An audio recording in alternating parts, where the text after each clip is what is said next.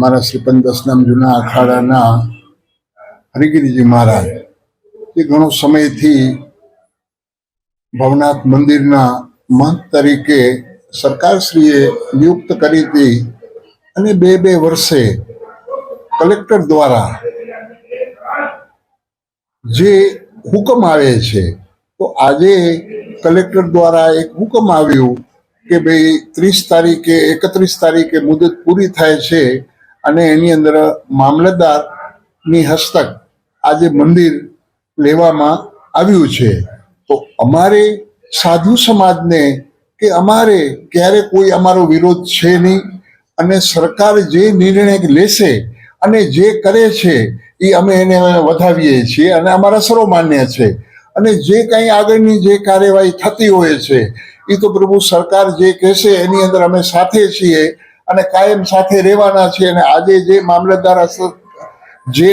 પંચરોજગાર કે જે કાંઈ થવાનું છે એની અંદર પણ અમે પૂરેપૂરો એમને સહયોગ આપશું અને આગળ જતા જે સરકાર કલેક્ટર શ્રી મામલતદાર શ્રી પ્રાંત જે કાંઈ કહેશે અમે એમને પૂરેપૂરો સહયોગ દેશું। અને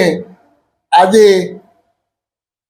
અમારા મહંત શ્રી હરિગીરી મહારાજે પણ અમે રાતે અમારી બેઠક થઈ હતી એની અંદર પણ કીધું કે બાપુ જે આપણે સરકાર જે કહેશે એની સાથે હાલવાનું છે અને અમે સરકારની સાથે છીએ, અમારે કોઈ જાતનો કાંઈ એની અંદર કાંઈ વાંધો નથી। અને આ ભવનાથની નીચે મુચકુંદ અને ભવનાથ બે આવે છે તો બે જે પ્રાંત છે એ સંભાળી શકે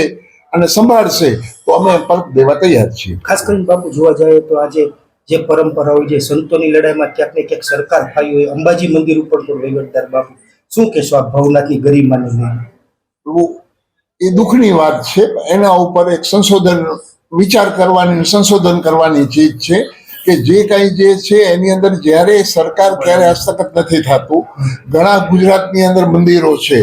ઘણા એવા મોટા મઠો છે, મંદિરો છે, કાં બધે સરકાર નથી અને ક્યાં ને ક્યાંક સરકાર જો બેસતી હોય તો એની અંદર એ નીચે એમાં નીચું ઊંડાણમાં ઉતરવા જેવું છે। એટલે એની અંદર કોઈ બીજું પ્રશ્ન નથી અને સરકારને ક્યાં એવું કાંઈ ટાઈમ છે